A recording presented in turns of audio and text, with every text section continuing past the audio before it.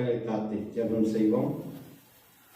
ஜீவனுள்ள அன்பின் ஆண்டவரே, உம்முடைய பிறந்த நாளை கொண்டாடுகிற நாங்கள் 2020 ஆண்டிலே வரலாற்றில் புகழ்பெற்ற இந்த நாளிலே ஆண்டுடைய பிள்ளைகளாக, உம்முடைய பிள்ளைகளாக, பிதாவுடைய நேசகுமாரர்களாக உங்களுடைய ஆலயத்தில் ஒன்று கூட நீ தந்த கிருபைக்காக நன்றி இருக்கிறோம். உங்களுடைய பிரசனத்தை உணர்கிறோம். வந்திருக்கிற எங்களையும் வந்து கொண்டிருக்கிற மக்களையும் தடைப்பட்ட மக்களையும் நீ ஆசிரியக்க வேண்டும் என்று வேண்டிக் கொள்கிறோம். ஆணி பாய்ந்த கருத்துடைய செய்தி எங்களுடைய இதயத்தில் பதியத்தக்கதாக தெரிவித்தாரோம். நாங்கள் பாடுகிற பாடல்கள், இசைக்கிற இசை, வாசிக்கிற திருமறை வாசகங்கள், கேட்கப் போகும் திருமறை சத்தியங்கள் இது எங்களின் ஆழத்தில் பயந்திட வேண்டும் என்று வேண்டிக் கொள்கிறோம். தூய ஆவியானவரே, உங்களுடைய பிறப்பை கொண்டாடுகிற நாளிலே உங்களுடைய ஆசீர்வாதத்தை மழை போல் ஊற்றியோம். இயேசு ராஜாவின் தாய்ப்பிழந்து மன்றாடுகிறோம் தந்தையே. நம்முடைய காலை வழிபாட்டுக்கு ஆரம்பமாக பாமாலைகளிலே 61வது பாடலை பாடுவோம். வேறு வசனம், பக்தரே வாரும் ஆசை ஆவலோடும் என்ற பாடல்.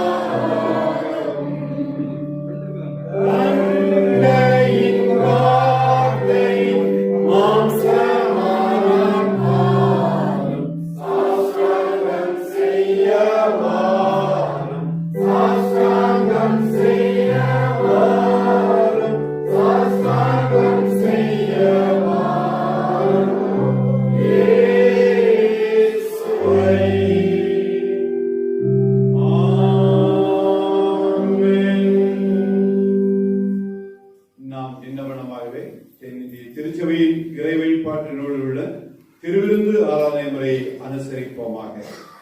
எல்லா இருதயங்களையும், எல்லா விருப்பங்களையும், எல்லா ரகசியங்களும் எழுதியிருக்கிற சரவண கடவுளே, நாங்கள் தேவரீரிடத்தில் பரிபூர்ணமாய் அன்பு கூறவும், உமது பரிசுத்த நாமத்தை உத்தமமாய் மேம்படுத்தவும், உமது பரிசுத்த ஆவின் ஏவுதலால் எங்கள் இதயத்தின் சிந்தைகளை சுத்தம் பண்ணியுள்ள எங்கள் கர்த்தராகிய கிறிஸ்துவின் மூலமாய் வேண்டிக் கொள்கிறோம். ஆமென். இணைந்து சொல்லுவோம். உன்னதத்திற்கு தேவனுக்கு மகிமையும் பூமியிலே சமாதானமும் மனதின் மேல் பிரிவு உண்டாவதாக. கர்த்தராகிய பரவாயில்லை பரவாயில்லாவே சர்வத்துக்கு வல்ல பிதாவாகிய தேவனே, உம்மை துதிக்கிறோம், உம்மை புகழுகிறோம், உம்மை வணங்குகிறோம், உம்மை மகிமைப்படுத்துகிறோம். உங்களுடைய சிறந்த மகிமை நீதிக்கும் சோத்திரம் செலுத்துகிறோம். கர்த்தராகிய குமாரனாகிய இயேசு கிறிஸ்துவே, கர்த்தராகிய பரவாயில்லை பிதாவின் சுதனே, உலகத்தின் பாவத்தை சுமந்திருக்கிற தேவாலய கட்டியே எங்களுக்கு இறங்கும். உலகத்தின் பாவத்தை சுமந்திருக்கிறவரே ஜெபத்தை ஏற்றுக்கொள்ளும். தேவனாகிய பிதாவின் வலதுபார்த்து வீற்றிருக்கிறவரே எங்களுக்கு இறங்கும். நீரை பரிசுத்தர், நீரை கர்த்தர் இயேசு கிறிஸ்துவே, தேவனின் ஒருவரே பரிசுத்த ஆவியோடே தேவனாகிய பிதாவின் மகிமையிலே உன்னதமானவராய் இருக்கிறீர். ஆமென்.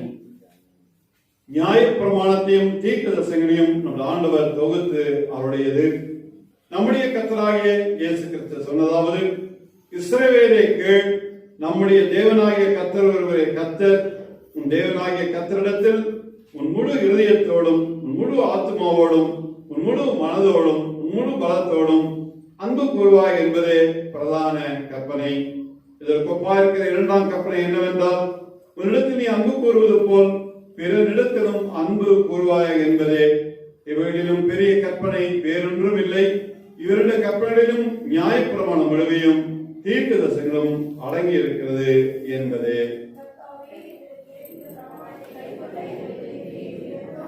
சகோதர சகோதரிகளே, நாம் இப்பொழுது கடவுளுடைய மகா பரிசுத்த வசனத்தை கேட்கவும் ஆண்டவருடைய சரீரத்தையும் ரத்தத்தையும் பெற்றுக்கொள்ளவும் இங்கே கூடி வந்திருக்கிறோம். உத்தம மனசாபத்தோடும் உண்மையான விசுவாசத்தோடும் அவரிடத்தில் கிட்டிச் சேருவதற்காக கடவுளுடைய கிருபையை தேடி முழங்கால் படியிட்டு அமைதியாக நம்மை நாமே சோதித்து அறிவோமாக.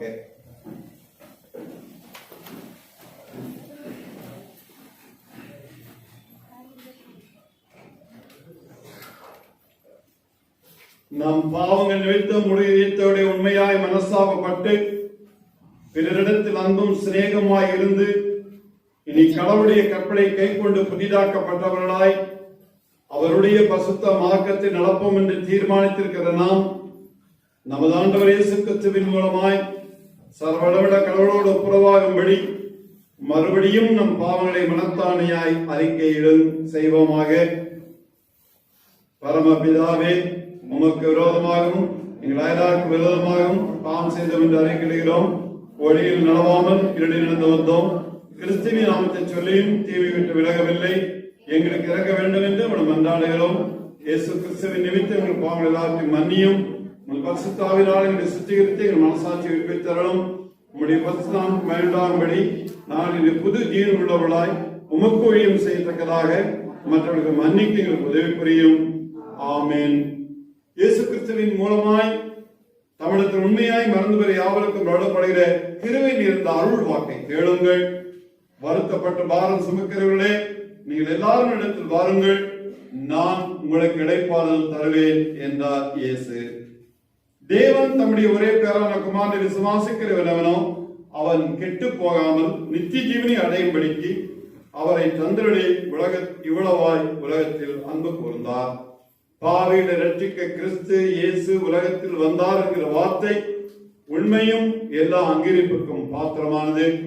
ஒருவன் பாவம் செய்வானால் நீதிபரராயிருக்கிற இயேசு கிறிஸ்து நமக்காக பிதாவிடத்தில் பரிந்து பேசுகிறவராய் இருக்கிறார். நம்முடைய பாவங்களை நிவர்த்தி செய்கிற கிருபாதார பலி அவரே. நம்முடைய பரம பிதாவாகிய சரவணமுள்ள கடவுள் உத்தம மனசாபத்தோடும் உண்மையான விசுவாசத்தோடும் தமிழத்திற்கு மனம் திரும்பி தங்கள் சகோதரிகள் குற்றங்களை மன்னிக்கிற யாவருக்கும் பாவ மன்னிப்பை அருளை செய்வோம் வேண்டும் என்று இரக்கமாய் வாக்குத்தத்தம் செய்திருக்கிறார். அவர் நம்முடைய ஆண்டவர் இயேசு கிறிஸ்துவின் நிமித்தம் நமக்கு இறங்கி நம் பாவங்கள் எல்லாவற்றையும் மன்னித்து அவைகளை நின்று நம்மை விடுதலையாக்கி சகல நன்மைகளை நம்மை உறுதிப்படுத்தி நிலை நிறுத்தி நம்மை நித்திய ஜீவக்கரையில் சேர்ப்பாராக. சபையார் அமர்ந்தவனமாக இருக்கும். முதலாம் திருமுறை பகுதியை வாசிக்க இருக்கிறேன்.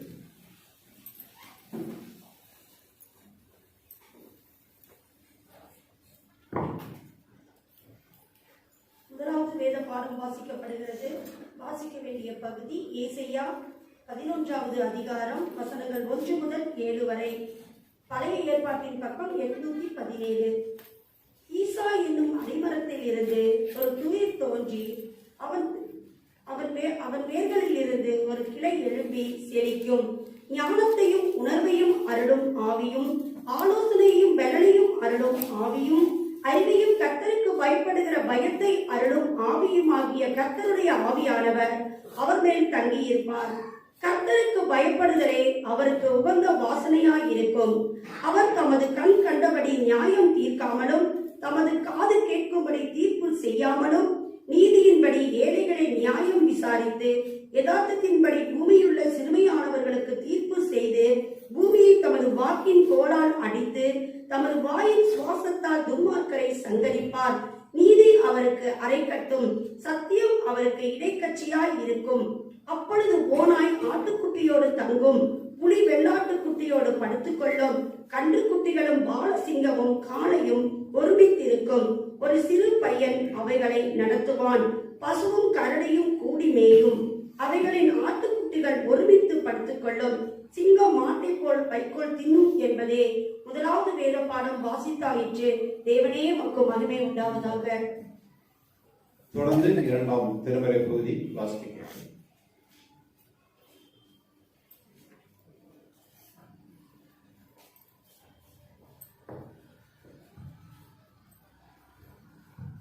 வாசிக்க வேண்டிய இரண்டாம் திருமறை பாடம் லூக்கா எழுதின சுவிசேஷம். நாம் அனைவரும் எழுந்து நிற்போம்.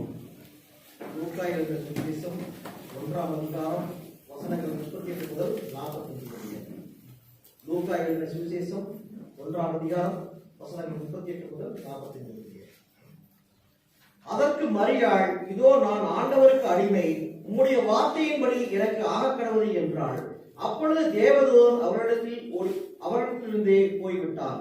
அந்நாட்களில் மரியா எழுந்து மலைநாட்டிலே யூதாவில் உள்ள ஒரு பட்டணத்திற்கு தீவிரமாய் போய் சகரியாவின் வீட்டுக்குள் பிரவேசித்து எலிசபெத்தை வாழ்த்தினாள்.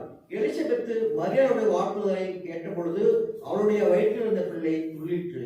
எலிசபெத்து பரிசுத்த ஆவியினால் நிரப்பப்பட்டு உரத்த சத்தமாய், இஸ்ரவேலுக்குள்ளே நீ ஆசீர்வதிக்கப்பட்டவள், உன் கர்ப்பத்தின் கனியும் ஆசீர்வதிக்கப்பட்டது. என் ஆண்டவருடைய தாயார் என்னிடத்தில் வந்தது எனக்கு எதனால் கிடைத்தது? இதோ நீ வாழ்த்துற சத்தம் என் காதில் விழுந்தவுடனே என் வயிற்றில் உள்ள பிள்ளை களிப்பாய் துள்ளிற்று. விசுவாசித்தவளே வாக்கியவதே, கர்த்தராலே அவளுக்கு சொல்லப்பட்டவைகள் நிறைவேறும் என்றால் என்பதே. வாசிக்கும் வேதபாடம் வாசித்தாய்த்து கிறிஸ்துவே உமக்கே மகிமை உண்டாவதாக. ஆமென். நாம் நித்தமிடமாகவே நம்முடைய பற்றுறுதியை நிச்சயா விசுவாச பிரமாணத்தின் வழியாக ஒருங்கிணைந்து அறிக்கை செய்வோமாக. வானத்தையும் பூமியும் காணப்படுவதும் காணப்படாதுமான எல்லாவற்றையும் படைத்தவராய் இருக்கிற சரவணமுள்ள பிதாவாகி ஒரே தேவனை விசுவாசிக்கிறேன். ஒரே கர்த்தருமாய் தேவனுடைய ஒரே பிரதான குமாரனுமாய் இருக்கிற இயேசு கிறிஸ்துவை விசுவாசிக்கிறேன். அவர் சகல உலகம் உண்டாக்கும் முன்பே தமது பிதாவிலே ஜெனிக்கப்பட்டவர், தெய்வத்தில் தெய்வமானவர், ஜோதியில் ஜோதியானவர், மெய் தேவனில் மெய் தேவனானவர், உண்டாக்கப்படாமல் ஜெனிக்கப்பட்டவர், பிதாவுடைய ஒரே தன்மையுடையவர், சகலத்தை உண்டாக்கினவர், மனிதராய் நமக்காகவும் நமக்கு ரட்சிப்பு உண்டாகவும் அரவண்டத்திற்கு இறங்கி பரிசுத்த ஆவியினாலே கன்னிடத்தில் அவதரித்து மனிதனானார். நமக்காக பந்திவிழாவின் காலத்தில் சிலுவையில் அறையுண்டு பாடுபட்டு அடக்கம் பண்ணப்பட்டார். வேத வாக்கின்படி 3ஆம் நாள் உயிர்த்தெழுந்தார். பரமத்துக்கு ஏறி பிதாவின் வலதுபாகத்திலே வீற்றிருக்கிறார். உயிருள்ளவரையும் மற்றவரை ஞாயிற்றிருக்க மகிமையோடு திரும்ப வருவார். உடைய ராஜ்யத்துக்கு முடிவில்லை.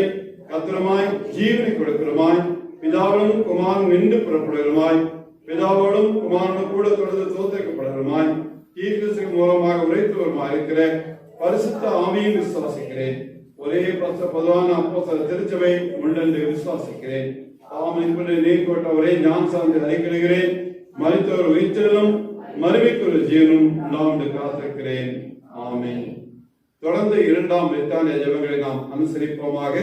ஒரு சுருக்க ஜெபத்திற்கு பின்பும் கர்த்தாவே கிருபையாயிரும் என்று மறுமொழி சொல்ல அன்போடு நீங்கள் அழைக்கப்படுகிறீர்கள்.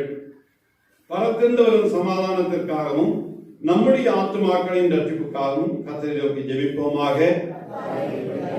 அகிலோக சமாதானத்திற்காகவும் கடவுளுடைய பரிசுத்த சபைகளின் நல் வாழ்வுக்காகவும் அவைகளின் ஒருமைப்பாட்டுக்காகவும் கர்த்தரை நோக்கி ஜெபிப்போமாக. நம்முடைய பேராயர்களும் மற்றெல்லா பணிவிடைக்காரரும் சிறப்பாக நமது பிரதம பெயராயிரும் நமது பெயராயிரும் நல்ல இதயத்தோடும் சுத்த மனசாட்சியோடும் தங்கள் பணிகளை நிறைவேற்ற கர்த்தரை நோக்கி ஜெபிப்போமாக. நமது தேசத்தின் அதிபதிகளுக்காகவும் அதிகாரம் வைப்பவர் எல்லாருக்காகவும் கர்த்தரை நோக்கி ஜெபிப்போமாக. வியாதியஸ்தர், உபத்திரவப்படுவோர், துக்கப்படுவோர், மரணத்தருவாய் இருப்போர் அனைவருக்காகவும் கர்த்தரை நோக்கி ஜெபிப்போமாக. ஏழைகள், பட்டினியாய் இருப்போர், அனாதைகள், விதவைகள், உபத்திரப்படுவோர் அனைவருக்காகவும் கர்த்தரை நோக்கி ஜெபிப்போமாக. அந்த காலத்தில் நின்று நம்மை தம்முடைய ஆச்சரியமான வழியிடத்திற்கு வரவழைத்தவருடைய மகத்துவங்களை காண்பிக்கும் பொருட்டாக நமக்காகவும் கிறிஸ்துவின் நாமத்தை அறிக்கப்படும் யாவருக்காகவும் கர்த்தரை நோக்கி ஜெபிப்போமாக. இவ்வுலகத்தில் அவரை சேவித்து இப்பொழுது ஓய்வு பெற்றிருக்கும் அவரது அடியார் அனைவரோடும் கூட நாம் அவரது முடிவற்ற மகிழ்ச்சியில் நிறைவில் பங்கு பெற கர்த்தரை நோக்கி ஜெபிப்போமாக. சர்வவனமிட நித்திய கடவுளே, திருச்சபையின் முழு சரீரத்தையும் உமது ஆவியானவரால் ஆண்டு பரிசுத்தப்படுத்துகிறவரே, உமது திருச்சபையில் எல்லா நிலையிலுள்ள மனிதருக்காகவும் உமது சந்நிதியில் நாங்கள் ஏறெடுக்கும் விண்ணப்பங்களையும் ஜெபங்களையும் அங்கீகரித்தரலும். ஒவ்வொரு அங்கத்தினரும் தம் தம் அழைப்பிலும் பணிவிடையிலும் உண்மையோடும் தெய்வ பக்தியோடும் உமக்கு ஊழியம் செய்ய அனுகிரகிக்க வேண்டும் என்று எங்கள் ஆண்டவரும் இரட்சகருமாகிய இயேசு கிறிஸ்துவின் மூலம் வேண்டிக் கொள்கிறோம். ஆமென். நாம் மீண்டுமாக ஆண்டவருக்கு நன்றி செலுத்த பாமாலையிலே 72வது பாடலை நாம் பாடுவோம். ராக்காலம் பெத்லேம் மேய்ப்பர்கள் தம் மந்தை காத்தனர், கர்த்தாவின் தூதன் இறங்க விண் ஜோதி கண்டனர் என்ற பாடல்.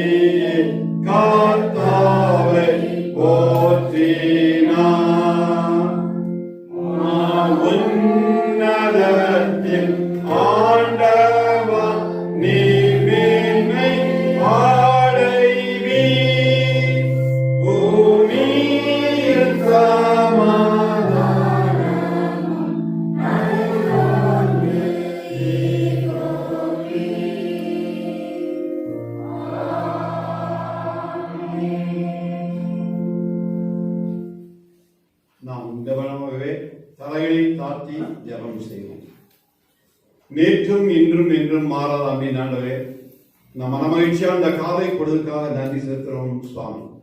உங்களுடைய பிறப்பின் நற்செய்தியை உலகமெங்கும் கொண்டாட இந்த வேளையில நாங்களும் பங்கு பெற நீர் எங்களுக்கு ஒரு இருப்பிடம் தந்த தயவுக்காக நன்றி எடுக்கிறோம். நீர் பேசும், நாங்கள் கேட்கிறோம். இந்த ஜீவ வார்த்தைகள் எங்களுக்கு மட்டுமல்ல, எல்லாருக்கும் பிரயோஜனமா இருக்க கிருபை செய்யணும் என்று இயேசுவின் தாழ்ப்பிடம் கொண்டாடுகிறோம் தந்தையே. சபையார் அமர்வோம். அருமையான திருச்சி மக்கள் யாவருக்கும் ஆண்டவராக இயேசு கிறிஸ்துவின் இனிய பெயரிலே கிறிஸ்துமஸ் வாழ்த்துக்களை நான் சொல்லிக் கொள்வதில் மகிழ்ச்சி அடைகிறேன்.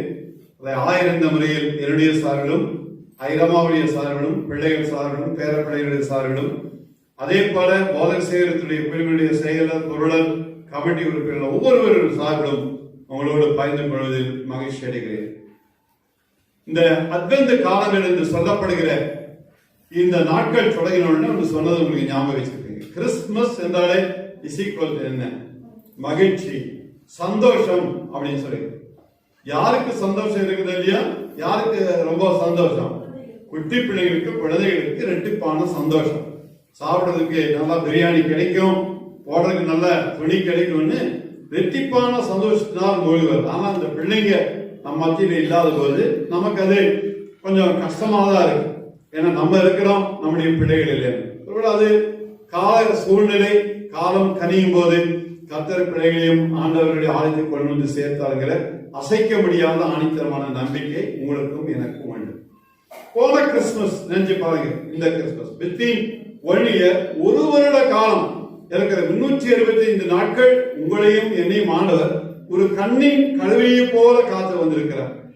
எவ்வளவோ கஷ்டங்கள், நஷ்டங்கள், குறிப்பாக கோவிட்-19 என்கிற அழைக்கப்படுகிற இந்த ஆண்டிலே எவ்வளவோ மேடு பள்ளங்கள், ஏற்ற இறக்கங்கள், மரணங்கள், குழந்தை பிறப்பு, பலவிதமான தொழில் பாதிப்பு, பலவிதமான லாக்டவுன் பிரச்சனைகள் என்று இருந்தாலும் ஆண்டவர் உங்களையும் என்னையும் கைவிடாத நேசராக, குறிப்பாக சொல்லப்போனால் இன்றைய நாளிலும் உயிர் பிச்சை உங்களுக்கும் எனக்கும் நமக்கும் தந்து, உலகத்தில் இருக்கிற மக்களுக்கும் தந்து நம்மை வாழ வைத்துக் கொண்டிருக்கிறால் கடவுளுடைய கண்ணில் ஏதோ நமக்கு உங்களுக்கு எனக்கு ஒரு தயவு உண்டு என்பதை தைரியமாக சொல்லலாம்.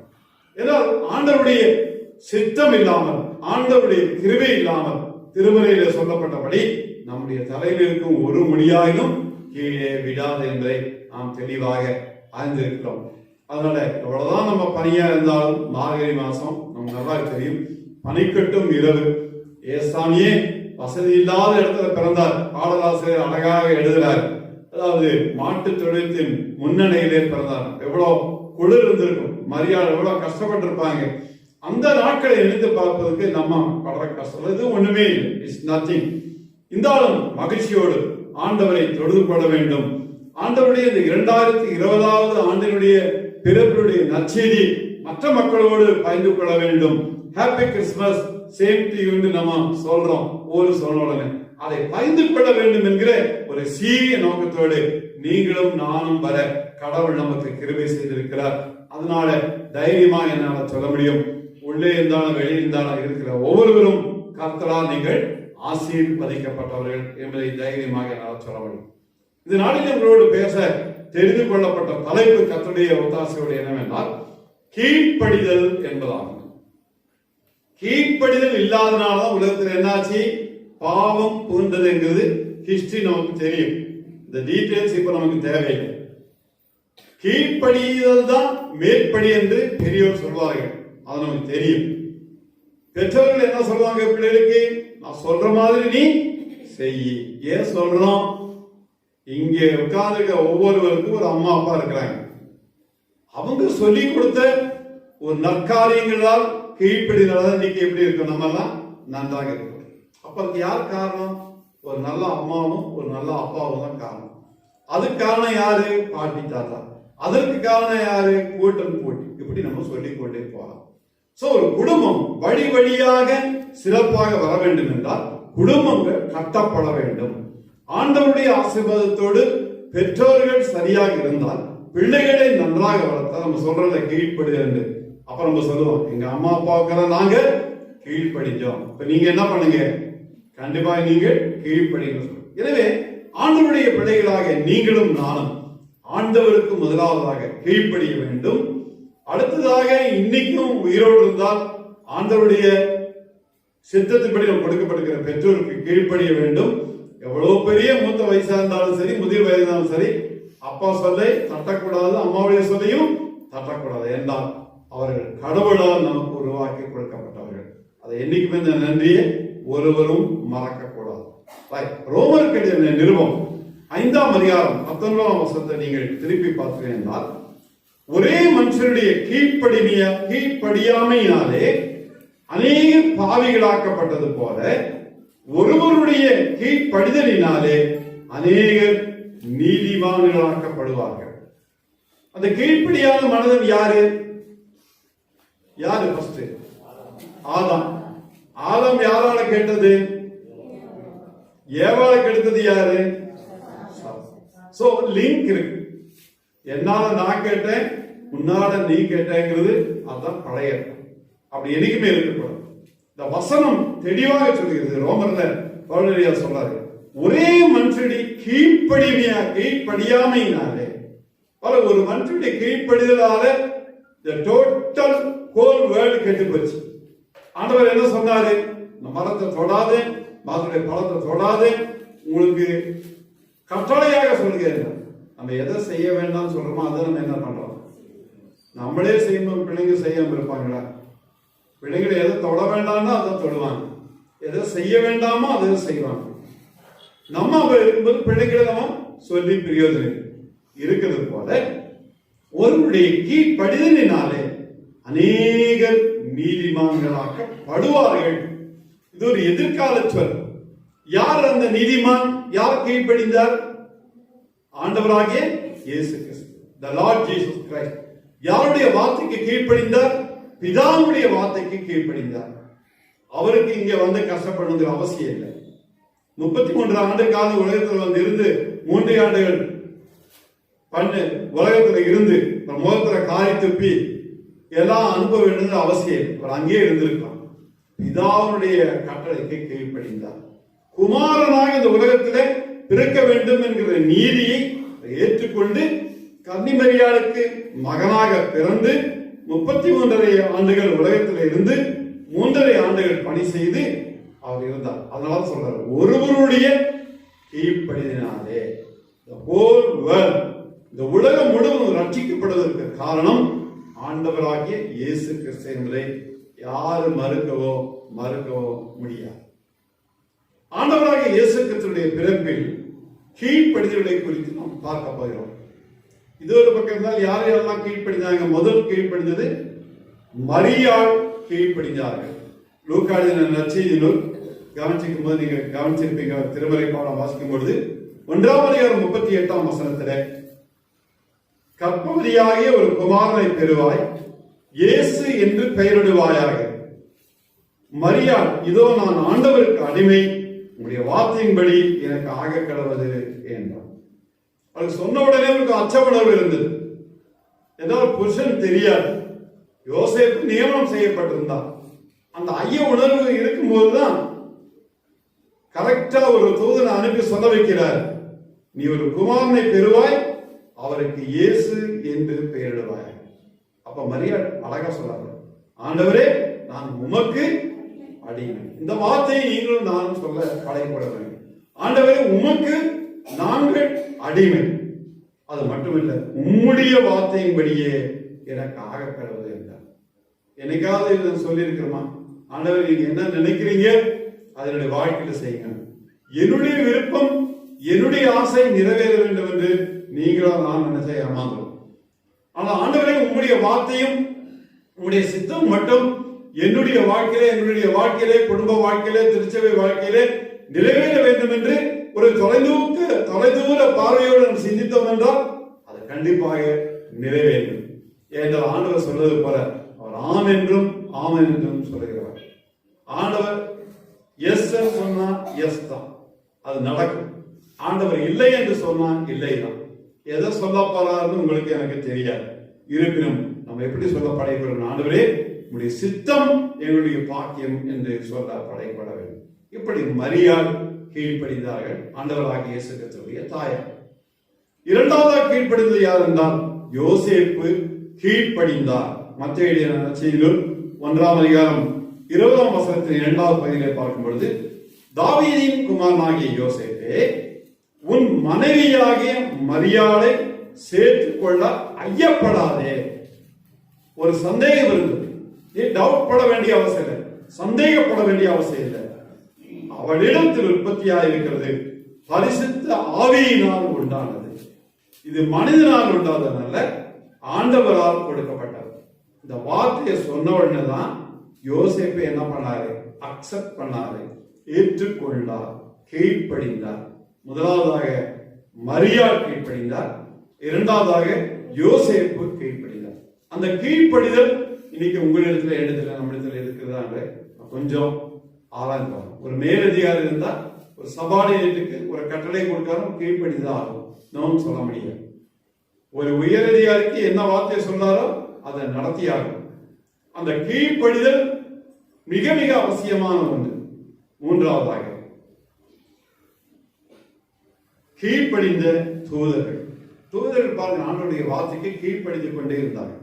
லூக்கா எழுதின நற்செய்தியில் 9ஆம் அதிகாரம் 10ஆம் வசனத்தை பார்த்தால், கர்த்தருடைய தூதன் அவர்களிடத்தில் வந்து, யார்கிட்ட வந்து? மேய்ப்பர்களிடத்தில் வந்து நின்றான். தேவ தூதன் அவர்களை நோக்கி, பயப்படாதீர்கள், fear not, இதோ எல்லா ஜனத்துக்கும் மிகுந்த சந்தோஷத்தை உண்டாக்கும் நற்செய்தியை உங்களுக்கு அறிவிக்கிறேன். இந்த கர்த்தராகிய கிறிஸ்து என்னும் இரட்சகர் உங்களுக்காக தாவீதின் ஊரிலே பிறந்திருக்கிறார். பிள்ளையை துணிகளே சுற்றி முன்னணியிலே கிடைத்திருக்கிற காண்பீர். இதுவே உங்களுக்கு அடையாளம் என்றார். இன்னைக்கு அடையாளமாக காணப்பட்டவர் இன்றும் உங்களுக்கும் எனக்கும் அடையாளமாக காணப்படுகிறார். அன்னைக்கு குட்டி பாப்பாவா தாலேலோ ஆரியலோ அப்படின்னு நம்ம பாடிட்டு இருந்தோம். இன்னைக்கு பாடினாலும் இன்னைக்கு அப்படியே இருக்கிறாரு. மிகப்பெரியவராக, ஆவிமயமானவராக, இந்த உலகத்தை ஆள்பவராக, இரண்டாம் வருகையிலே உங்களை எண்ணி சந்திப்பவராக, வரக்கூடியவராக ஆண்டவர் இருக்கிறார். தைரியமாக நீங்கள் நாம் சொல்லலாம், நாம் ஏற்றுக்கொள்ளலாம். சோ தூதர்கள் என்னென்ன ஆண்டவர் என்னென்ன சொல்லணும், தூதர்கள் இந்த வார்த்தைக்கு கீழ்ப்படிந்தார்கள். போய் நீங்க மேற்படுத்த சொல்லுங்கள் போது தயங்காமல் சொன்னார்கள். ஒன்று நம்ம நினைக்கிறோம், வயல்வெளியில இரவில மேய்ப்பர்கள் தான் இருப்பாங்க, வேற யார் இருப்பாங்க? அவங்கதான் வயல்வெளியில மந்தையை காத்துக் கொண்டிருந்தார்கள். அவர்கள் ஒரு ஒதுக்கப்பட்டவர்களா இருந்தார்கள். அவரை யாரும் கண்டுக்க மாட்டாங்க. ஏதோ ஆடு மாடு மேய்க்கிறான், அங்க இருக்கிறாங்க. அதனாலதான் முதல் செய்தியை தூதனை கொண்டு அந்த மேய்ப்பர்களுக்கு ஆண்டவர் அறிவித்தார்.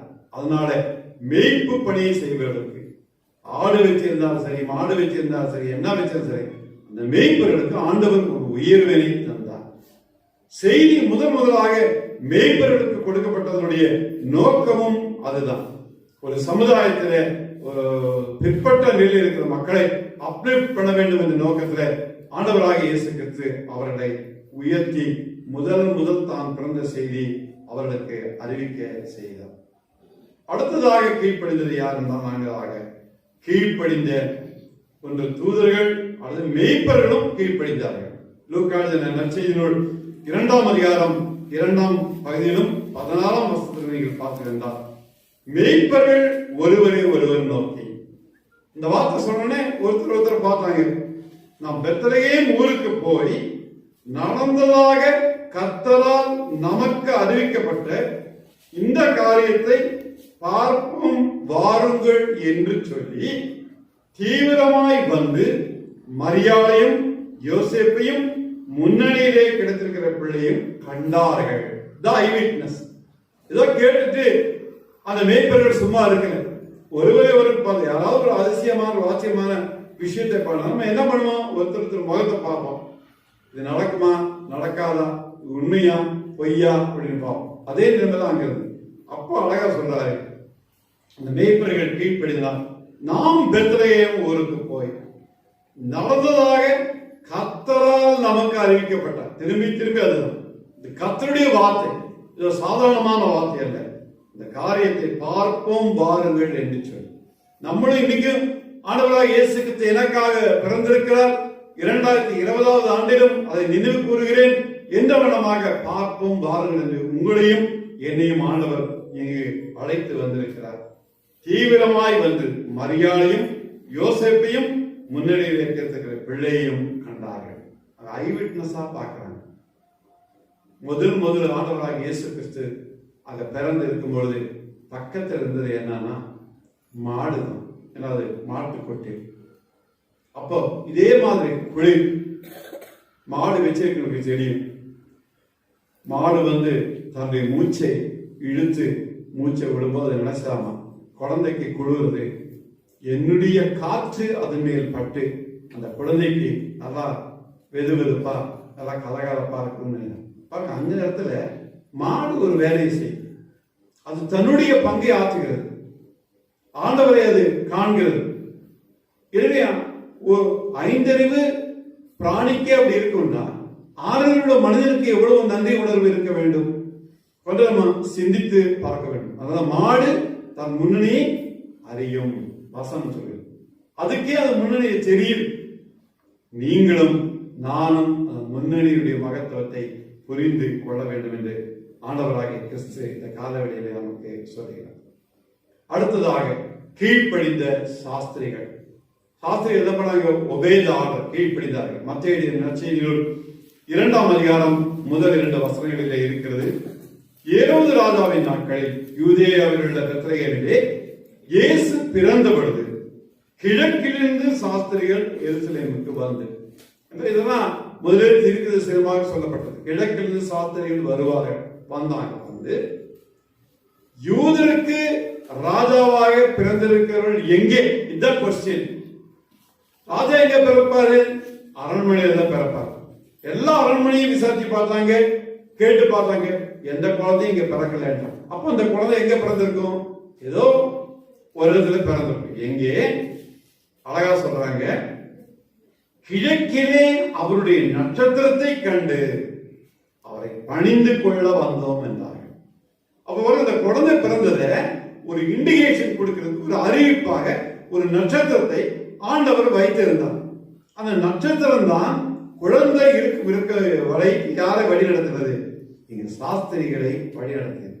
அப்புறம் அவங்க என்ன வச்சாங்க, அந்த விவரம் எல்லாம் தெரியும்.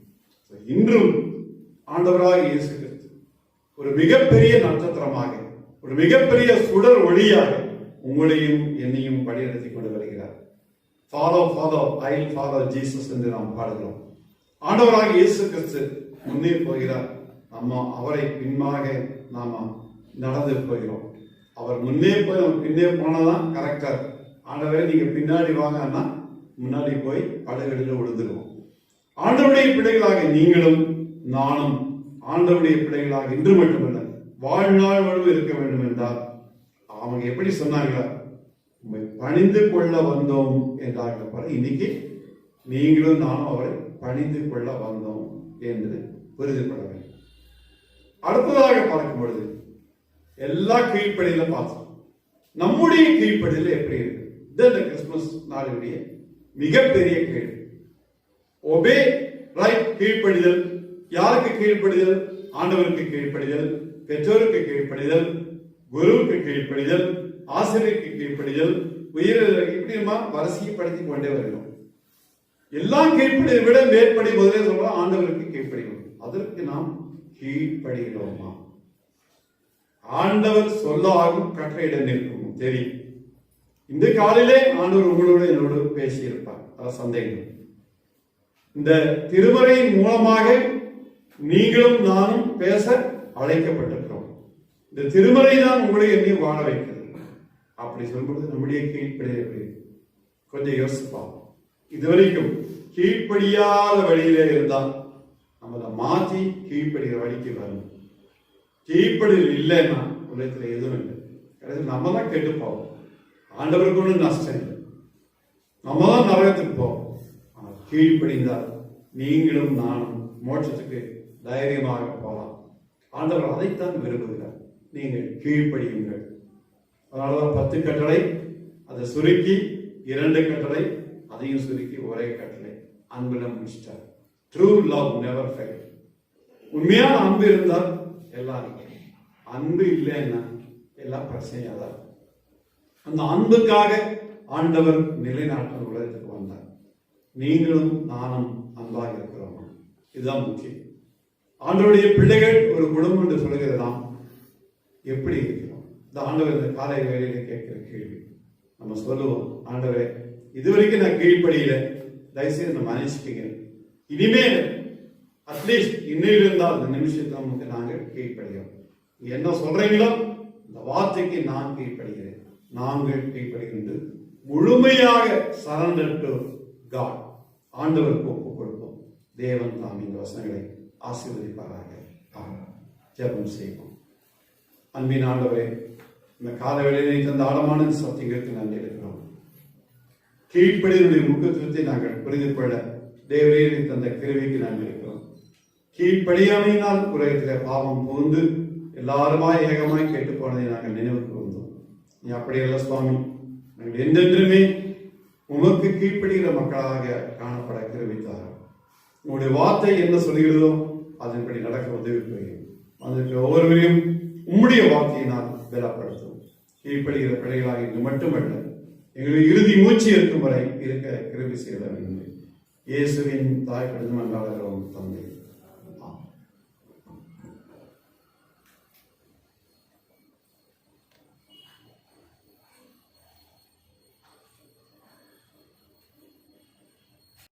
கீர்த்தனையிலே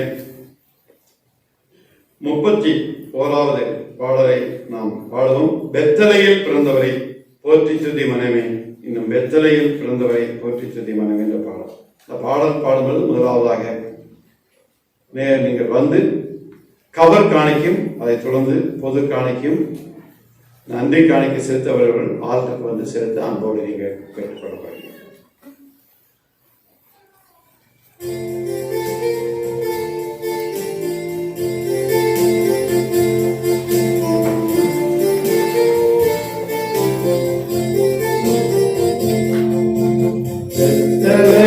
பிறந்தவரை போற்றி துதி மனமே,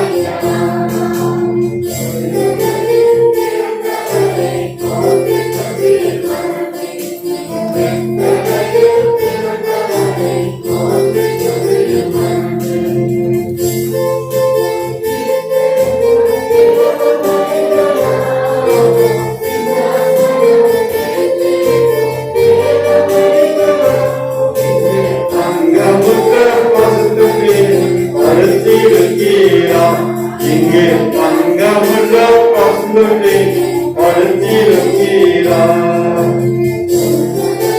பிறந்தவரை போற்றி துதி மனமே, தரையில் பிறந்தவரை போற்றி துதி மனமே, உன்னவர் சொன்னவரை முடிப்பதற்காக, உன்னவர் சொன்னவரை முடிப்பதற்காக இங்கே மார்க்கம் விட்டு பார்த்திவது உன்னனையிலே, இங்கே மார்க்கம் விட்டு பார்த்திவது உன்னனையிலே, தரையில் பிறந்தவரை போற்றி துதி மனமே, தரையில் பிறந்தவரை போற்றி துதி மனமே, ஆவிகளின்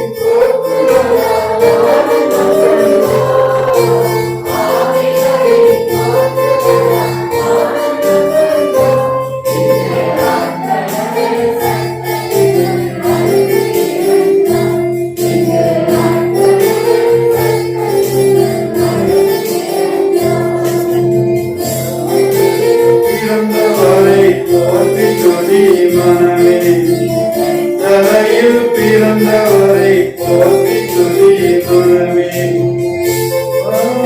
அன்பு வைத்த என் பெருமானை, இவ்வாறாய் அன்பு வைத்த என் பெருமானை, என்னமுடன் போய் துதிக்க ஏகிடுவோமே, நாம் என்னமுடன் போய் துதிக்க ஏகிடுவோமே.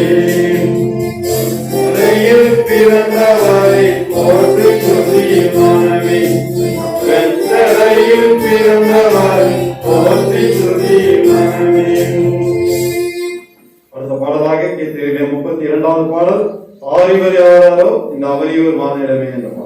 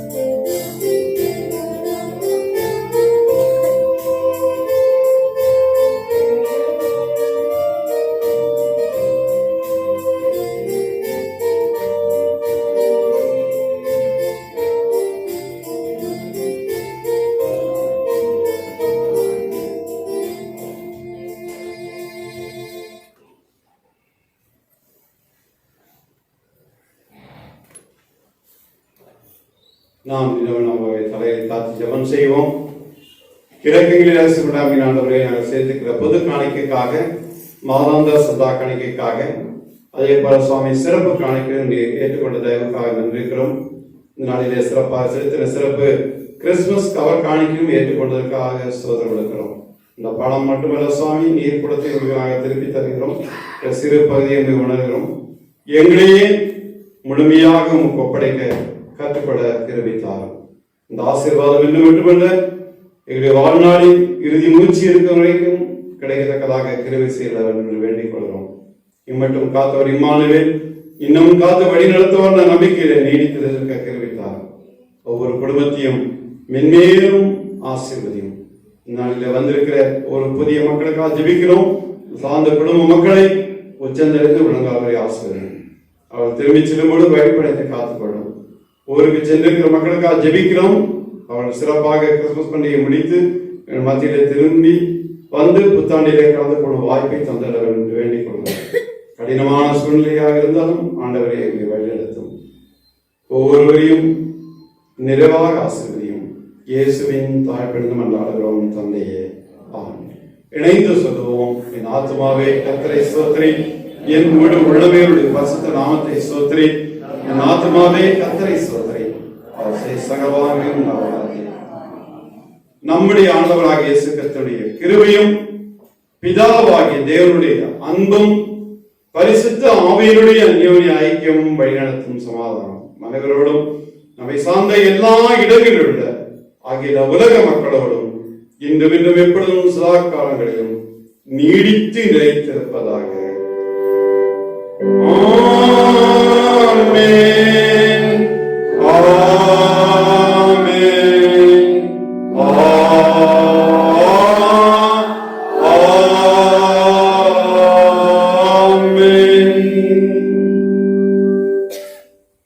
தொடர்ந்து திருவிருந்து ஆராதனை நடைபெறும். அப்பம் பெற்றிருப்பதற்கு நாம் கலந்து செல்வோம். இதோ சகோதரர் சகோதரர் ஒருமித்து வாசம் பண்ணுகிறது எவ்வளவு நன்மையும் எவ்வளவு இன்பமானது. அந்த ஒரே அப்பத்தில் நாம் எல்லாரும் பங்கு பெறுகிறபடியால் அநேகரான நாம் ஒரே அப்பமும் ஒரே சரீரமாய் இருக்கிறோம்.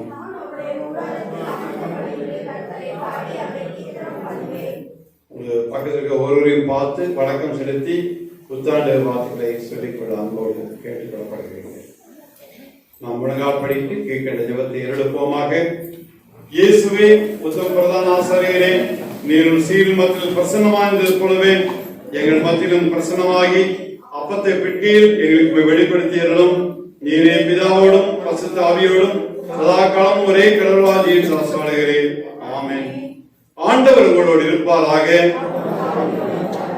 உங்கள் இருதயத்தை உயர்த்துங்கள். நம்முடைய ஆண்டவராகிய கடவுளுக்கு தோத்திரம் செலுத்த கடவோம்.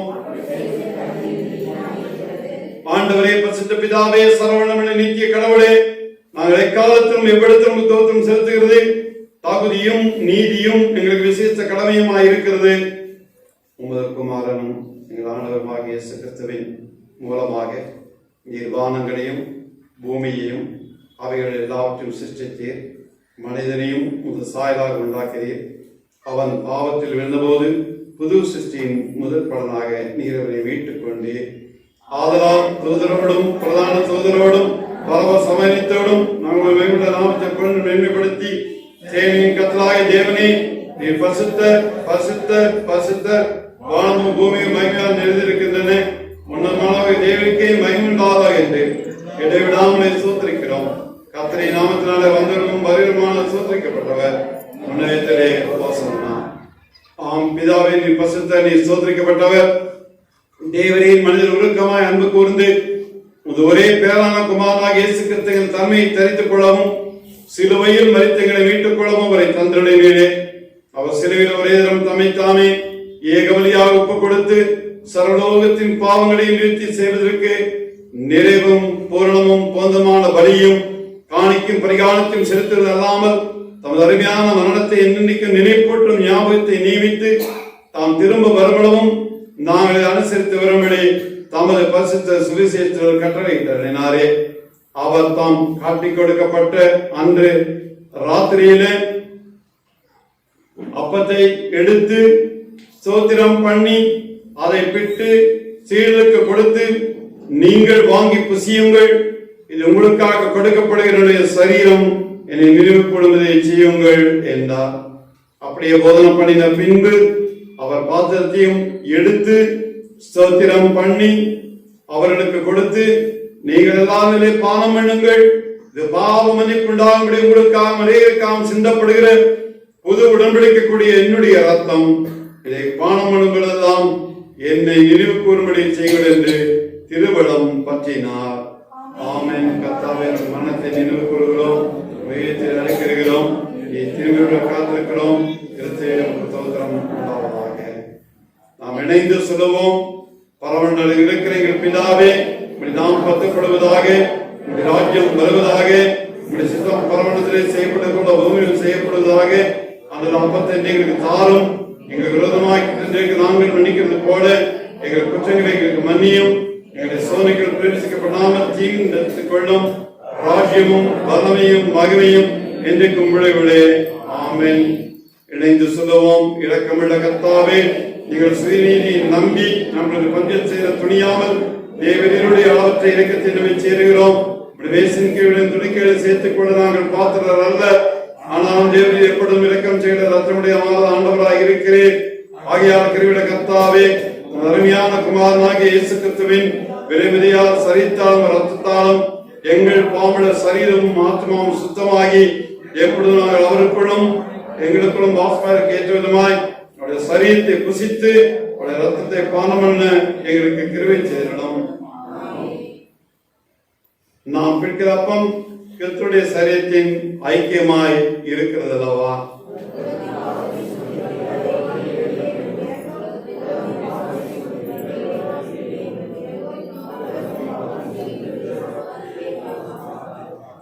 நாம் திருப்பஞ்சிலையும் இணையமும் முற்றிலுமாக நம்மை தாழ்த்தி ஆண்டவருடைய பொற்கரங்களிலே ஜெபத்தின் வாயிலாக நாம் ஒவ்வொருவரையும் ஒப்படைப்போமாக.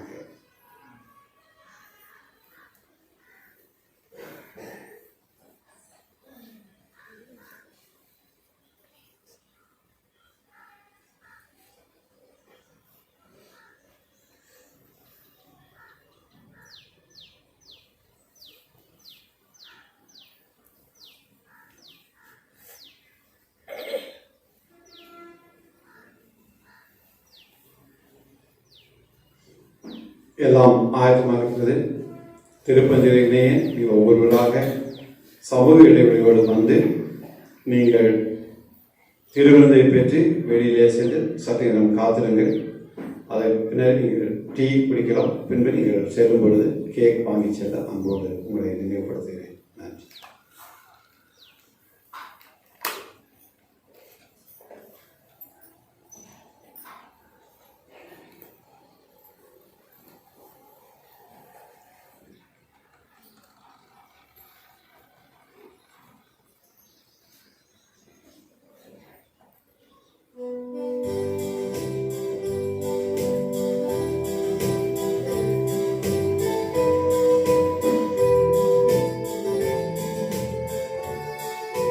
உங்களுக்காக பிற்கப்பட்ட அப்பம், உங்களுக்காக கொடுக்கப்பட்ட ஆண்டவராகிய இயேசு கிறிஸ்துவின் திரு ரத்தம் நீங்கள் வாங்கி செல்ல அன்போடு வரிசையா நீங்கள்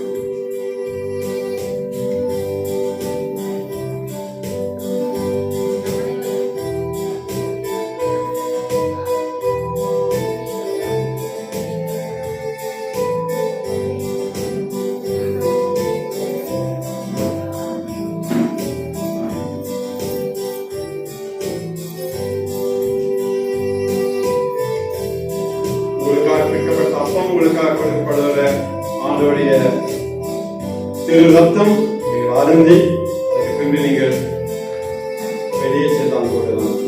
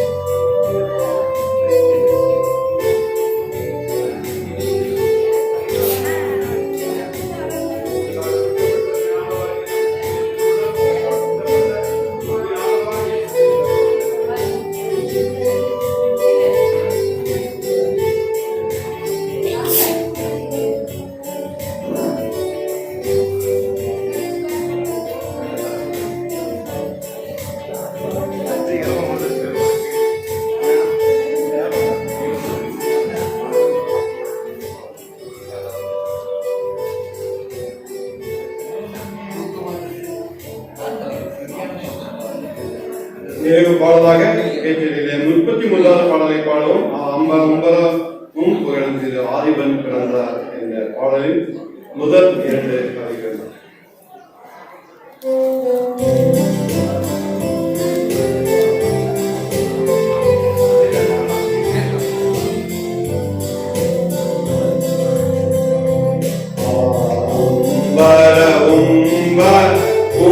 புகழும் திரு ஆதிபன் பிறந்தார். ஆதிபன் பிறந்தார். அமலாதிபன் பிறந்தார்.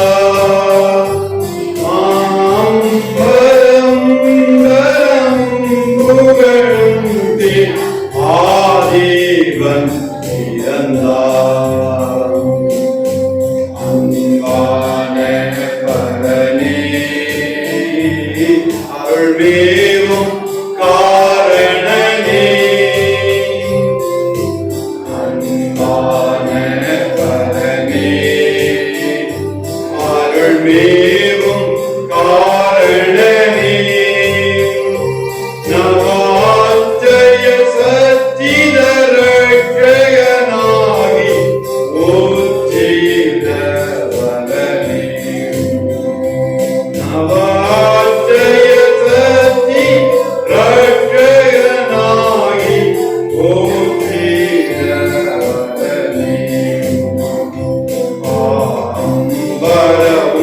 வரமும் புகழும் தொழி ஆதிபன் பிறந்தார்.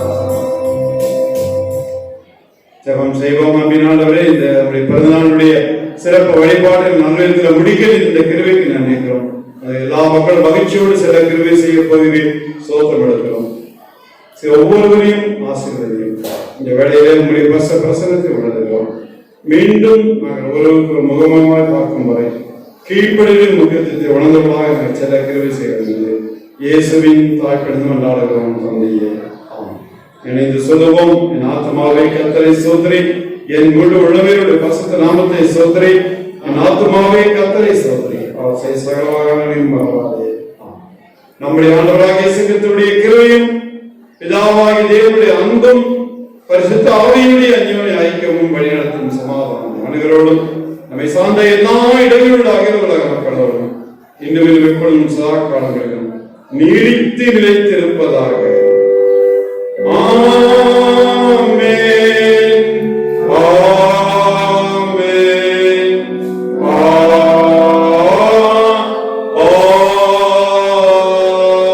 ஆமென். கர்த்தர் உங்களோடு இருப்பாராக. சமாதானத்தோட செல்ல கடவோம். God bless you.